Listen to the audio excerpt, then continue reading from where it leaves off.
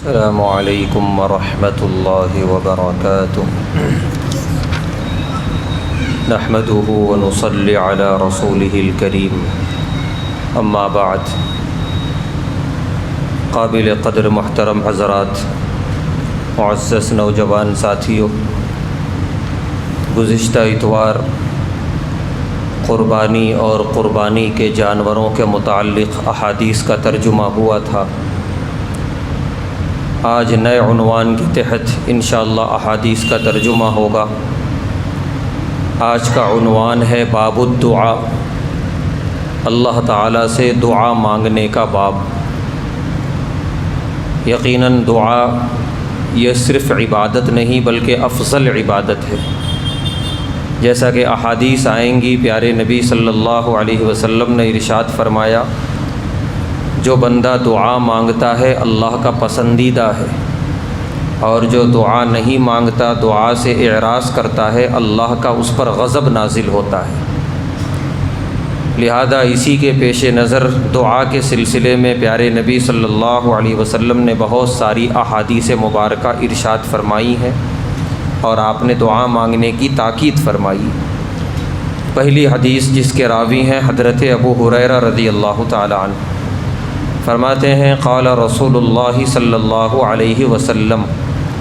اللہ کے رسول صلی اللہ علیہ وسلم نے ارشاد فرمایا، لکل نبی دعوۃ مستجابۃ، ہر نبی کو اللہ تعالیٰ نے یہ پیشکش کی کہ ایک دعا کوئی ایسی آپ مانگیے جو ہر حال میں قبول ہوگی۔ ویسے انبیاء کی ساری دعائیں الحمدللہ قبول ہوتی ہیں، لیکن ایک دعا کے بارے میں ہر نبی کو اللہ کی طرف سے یہ پیشکش ملی کہ وہ جب بھی مانگیں گے، جیسی بھی مانگیں گے، ہر حال میں قبول ہوگی۔ فرما رہے فتعجل کل نبی دعوتہ، ہر نبی نے اپنی اس دعا کو اس دنیا میں استعمال کر لیا، یعنی وہ دعا مانگ لی۔ ہر نبی نے جو اللہ کی طرف سے پیشکش تھی انہوں نے وہ پوری کر لی اس دنیا کے اندر۔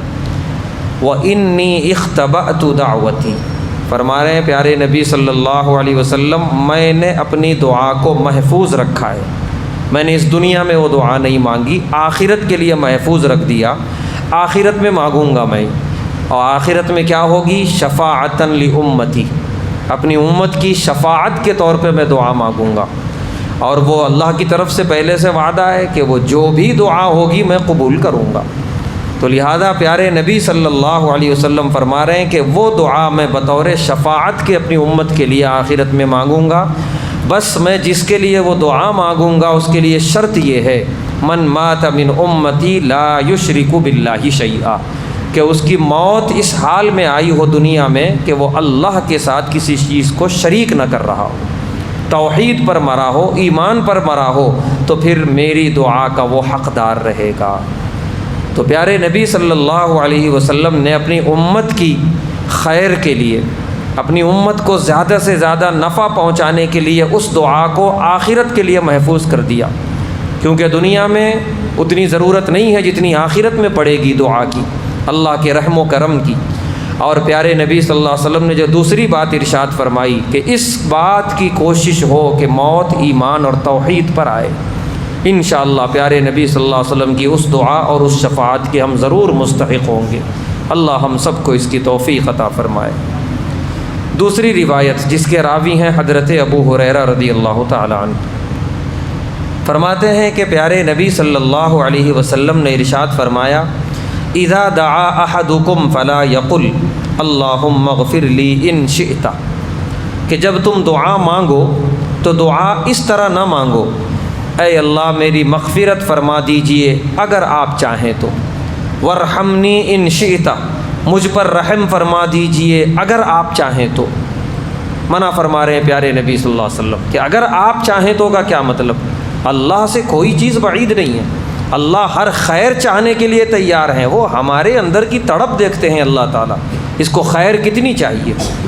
آدمی کسی اور آدمی سے کچھ مانگتا ہے، یہ دے دیجئے اگر آپ مناسب سمجھیں تو، مطلب یہ ہے کہ اس کو اتنی زیادہ ضرورت نہیں ہے، میں دوں گا تو ٹھیک ہے، نہیں دوں گا تو بھی کوئی بات نہیں ہے۔ لیکن ایک کو ضرورت ہوتی ہے، وہ پیچھے پڑ جاتا ہے، مہربانی فرما کے دے دیجئے، میں آپ کے لیے بہت دعا کروں گا، میں بڑا احسان مند رہوں گا، یہ دے دیجئے، تو سمجھ میں آ جاتا ہے کہ یہ بڑا ضرورت مند ہے، اس کا یہ لے کے ہی چھوڑے گا۔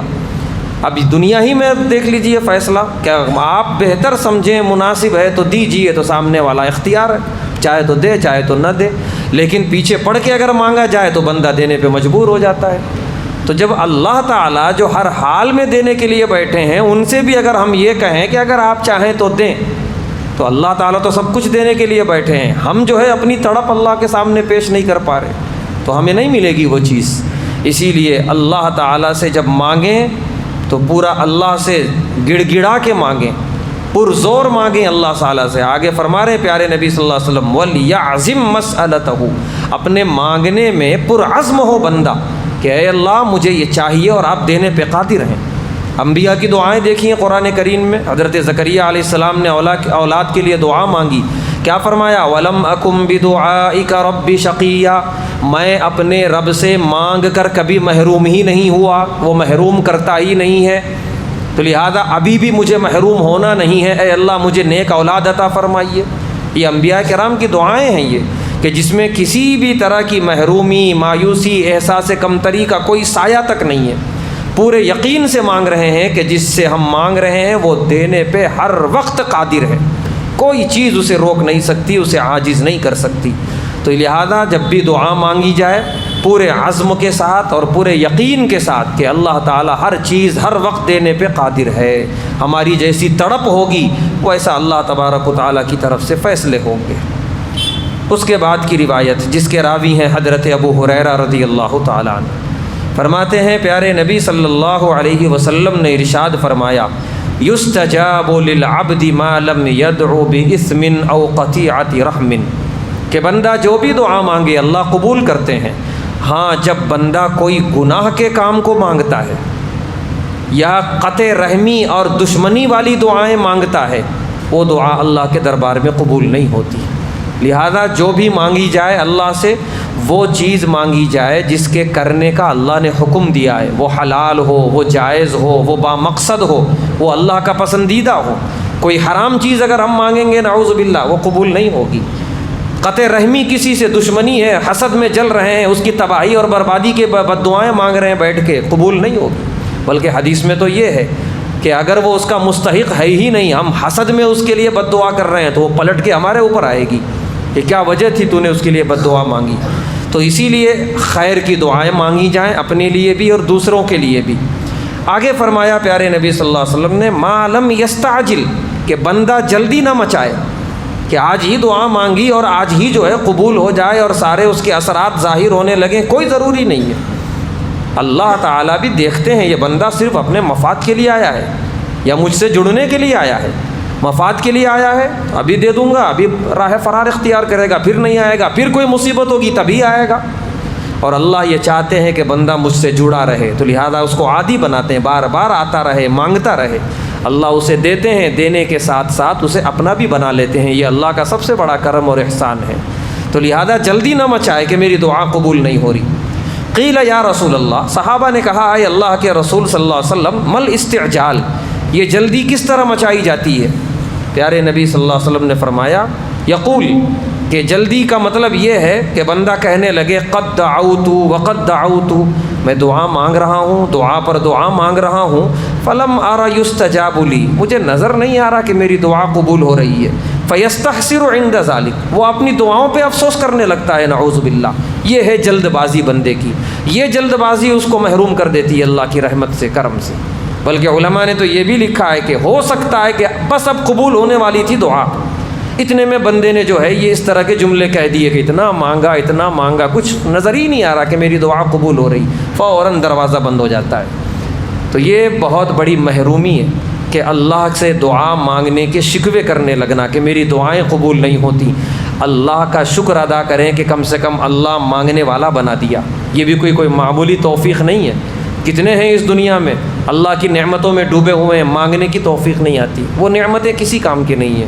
لیکن جسے مانگنے کی نعمت اور توفیق مل گئی وہ اللہ کے رحم و کرم کا مستحق ہو جاتا ہے، دنیا میں بھی اور آخرت میں بھی۔ تو لہذا یہ کیا کم ہے کہ اللہ تعالیٰ نے کسی بہانے اپنے سے جوڑ لیا، مانگنے والا بنا لیا، راز و نیاز کی باتیں کرنے والا بنا دیا۔ چنانچہ پیارے نبی صلی اللہ علیہ وسلم فرما رہے ہیں کہ جلدی نہ مچائے دعاؤں میں، اللہ تعالیٰ سے مانگتا رہے، وقت کا انتظار کرے، انشاءاللہ ضرور دعا قبول ہوگی۔ اور جیسا کہ آگے حدیث میں آنے والا ہے، خدا نہ خواستہ اگر قبول نہیں ہو رہی ہے تو اس کے بدلے دوسری بہت ساری نعمتیں اللہ کی طرف سے ہیں۔ دعا اگر قبول نہیں ہوتی، اس کے بدلے میں اللہ کسی آفت کو دور کر دیتے ہیں، آنے والے کسی مصیبت کو ہٹا دیتے ہیں۔ دعا قبول نہیں ہوتی، اللہ اس کے بدلے میں بہت بڑا اجر اور ثواب نامہ اعمال میں لکھ دیتے ہیں، اتنا بڑا کہ کل آخرت کے میدان میں بندہ کہے گا یہ کس کے بدلے ثواب ملا، میں نے تو ایسا کوئی کام کیا نہیں۔ تو جواب دیا جائے گا تو نے فلاں فلاں دعائیں مانگی تھی جو قبول نہیں ہوئی، اس کے بدلے میں یہ ثواب ہے۔ تو آخرت کے میدان میں بندہ کہے گا کاش میری کوئی دعا قبول نہیں ہوتی دنیا میں، آج اتنا ثواب میرے پاس ہوتا۔ اندازہ لگائیے کہ جو دعائیں قبول نہ ہونے پہ ہم افسردہ ہو رہے ہیں، کل آخرت میں خوش ہو جائیں گے کہ اچھا ہوا وہاں قبول نہیں ہوئی، یہاں اس کے بدلے میں اتنا بڑا ثواب مل گیا۔ اسی لیے اللہ کے دربار میں اٹھایا ہوا ہاتھ مایوس نہیں کرتا، ضائع نہیں کیا جاتا، وہ ہر حال میں کچھ نہ کچھ خیر لے کر آتا ہے، یا تو دنیا کی یا تو آخرت کی۔ اس کے بعد کی روایت جس کے راوی ہیں حضرت ابو دردہ رضی اللہ تعالیٰ عنہ، فرماتے ہیں قال رسول اللہ صلی اللہ علیہ وسلم، اللہ کے رسول صلی اللہ علیہ وسلم نے ارشاد فرمایا دعوت المرء المسلم لأخیہ بظہر الغیب، جب کوئی مسلمان شخص کسی اپنے بھائی کے بارے میں اس کے غائبانے میں دعا مانگتا ہے، اس کے سامنے نہیں، ہو سکتا ہے سامنے دعا مانگے تو اندیشہ ہو کہ خوش کرنے کے لیے دعا مانگ رہا ہے، تہمتوں کا اندیشہ ہو، غائبانے میں دعا مانگ رہا ہے، وہ بندہ اس کے سامنے موجود نہیں ہے لیکن اس کے لیے خیر کی دعا مانگ رہا ہے۔ پیارے نبی صلی اللہ علیہ وسلم فرما رہے ہیں عند رأسہ ملک موکل،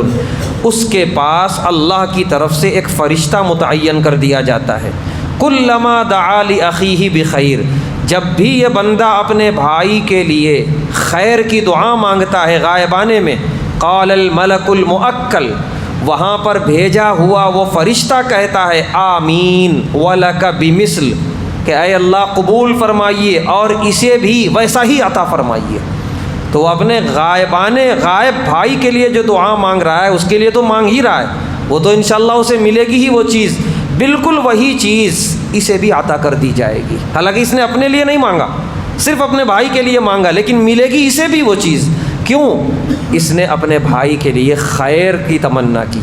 تو اپنے مسلم مومن بھائی کے لیے خیر کی آرزو رکھنا، خیر کا ارادہ رکھنا، یہ بھی خیر سے خالی نہیں ہے، فائدے سے خالی نہیں ہے۔ لہذا جس طرح ہم اپنے لیے دعائیں مانگتے ہیں، اپنے غائبانے میں اپنے بھائیوں کے لیے بھی دعائیں مانگیں، اپنے والدین کے لیے مانگیں، اپنے سگے بھائی بہنوں کے لیے مانگیں، اپنے دیگر رشتہ دار کے لیے، دوست و احباب کے لیے مانگیں، بلکہ پیارے نبی صلی اللہ علیہ وسلم نے تو اور وسیع کر دیا، ساری امت کے لیے دعا مانگیں، یقیناً ان سب کے ساتھ ہمیں بھی وہ ساری چیز عطا کر دی جائے گی۔ اللہ ہم سب کو اس کی توفیق عطا فرمائے۔ اس کے بعد کی روایت جس کے راوی ہیں حضرت جابر رضی اللہ تعالی عنہ، فرماتے ہیں قال رسول اللہ صلی اللہ علیہ وسلم، اللہ کے رسول صلی اللہ علیہ وسلم نے ارشاد فرمایا لا تدعوا علی انفسکم، اپنے آپ کے لیے بد دعائیں نہ کرو، ولا تدعوا علی اولادکم، اپنے اولاد کے لیے بد دعائیں نہ کرو، ولا تدعوا علی اموالکم، اپنے اموال و جائیداد کے لیے بد دعائیں نہ کرو۔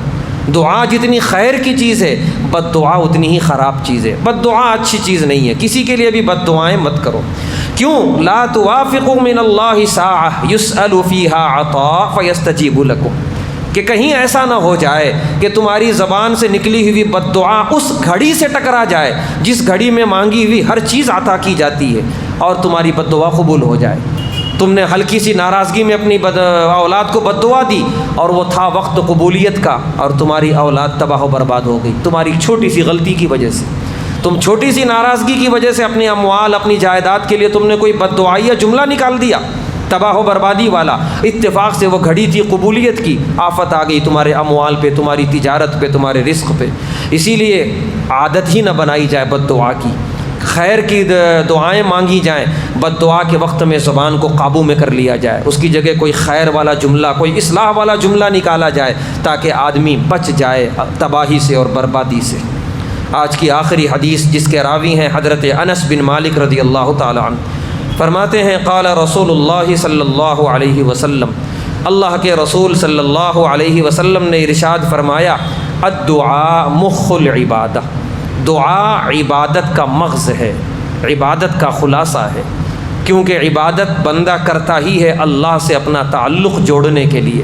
اللہ سے راز و نیاز کی باتیں کرنے کے لیے، اور اس تعلق کو سب سے زیادہ جوڑنے والی چیز دعا ہے کہ دعا میں سیدھے بندہ اللہ سے مخاطب ہوتا ہے، اللہ کی تعریفیں کرتا ہے، اللہ کے رحم و کرم کی تعریف کرتا ہے، پھر اس کی بھیک مانگتا ہے، پھر اپنی بے کسی اور عاجزی کو ظاہر کرتا ہے، اپنے گنہگار ہونے کا اعتراف کرتا ہے، پھر مغفرت کی بھیک مانگتا ہے۔ تو یہ ایک ایسا جوڑ ہے بندے کا اور اللہ کا کہ جو بالکل قریب تر کر دیتا ہے بندے کو اللہ تعالیٰ سے۔ اسی لیے تمام عبادتوں کا خلاصہ اور نچوڑ دعا ہے، لہذا ہر حال میں اللہ سے دعائیں مانگنے کا مزاج بنانا چاہیے۔ بہت پسندیدہ ہیں وہ بندے اللہ کی نظر میں جو اللہ سے دعائیں مانگتے رہتے ہیں، اور اللہ بڑے ناراض ہیں ان بندوں سے جو دعا ہی نہیں مانگتے۔ لہذا ہم سب کو چاہیے کہ اللہ سے دعا مانگیں، اللہ تعالی ہم سب کو کثرت سے دعائیں مانگتے رہنے کی توفیق عطا فرمائے، اللہ سے اپنے رابطے مضبوط رکھنے کی توفیق عطا فرمائے، لاپرواہی والی زندگی سے ہم سب کی حفاظت فرمائے۔ وآخر دعوانا الحمد للہ رب العالمین۔